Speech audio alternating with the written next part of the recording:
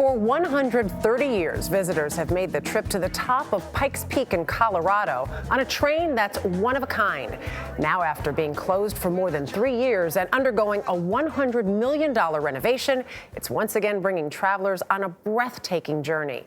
Nancy Chen went along for the ride. Train 12, roger the highball. Out west, all aboard for this age-old expedition to timeless beauty, where the voyage itself is the main attraction. Oh my goodness. Uniquely equipped for its winding trek through the Rocky Mountains, the world's highest and longest cog railway elevates visitors to soaring views. It's gorgeous from here. The Broadmoor Manitou and Pikes Peak Cog Railway is one of only 2 in the United States and handles grades as steep as 25%. How high up are we right now? I can only guess. We're over 13,000 feet right now. At full speed, conductor Ron Wilson clocks in around 10 miles per hour. And it's not even steep yet. Wait for it. The last hill before the summit is the steepest one of all of them. So you gotta hold on tight. You might want to, yes.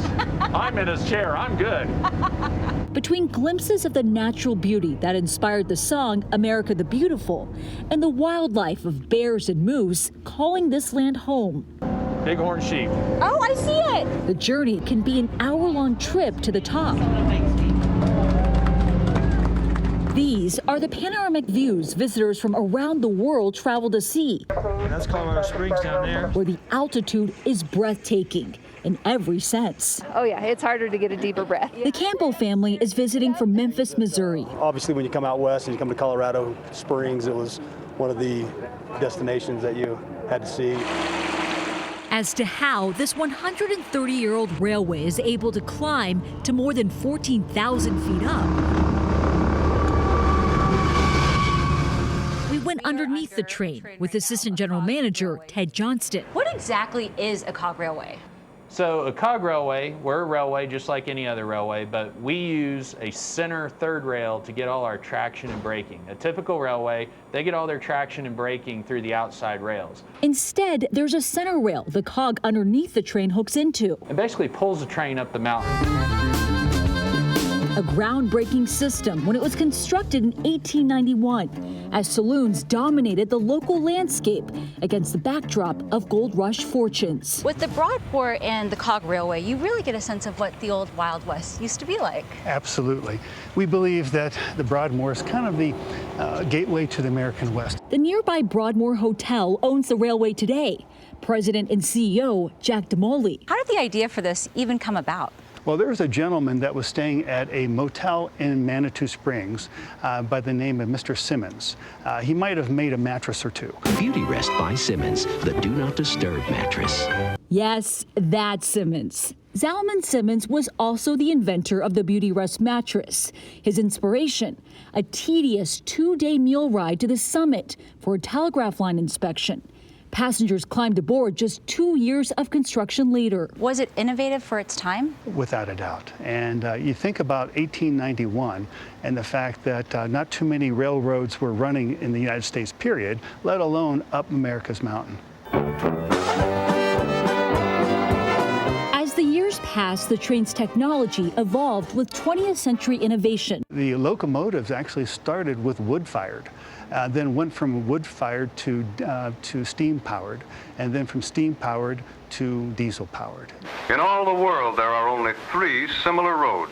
But much of the railway's infrastructure remained in place for more than 125 years. That was until 2018, when it shut down for renovations, totaling more than $100 million. We looked at everything when we did this project, the track, the trains, the depot facility that we're at right now, and we retrofitted some of our older equipment. The tracks replaced for the first time since they were laid down. Also new, 3 trains and a snowblower, ready to tackle the hardiest of conditions.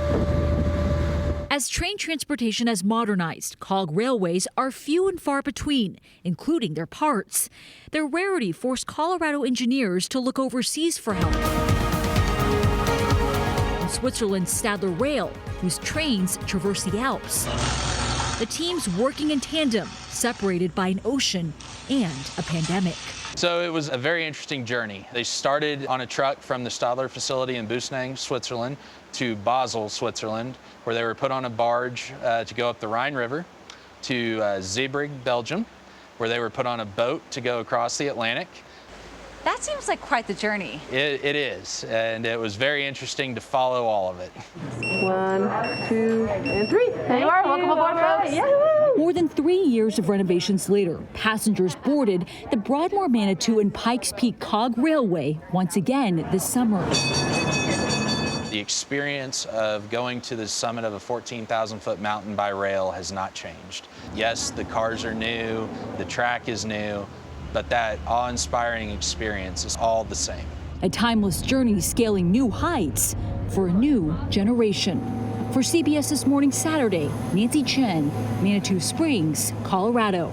And Nancy tells us that train runs all year long. All year round. All year round. So in January, you go up to the top of Pikes Peak and it's 5 degrees. Yeah. That'd be kind of a cool adventure. Why not? Bundle up. And you can have a donut. We'll go. Yeah. Right? Here is Fine. pretty good. Another field trip. We're in. We haven't taken one yet. When are we doing this, We guys? will. One of these days. All right. Dealt with some interesting circumstances. That's true. Well, hey, next year.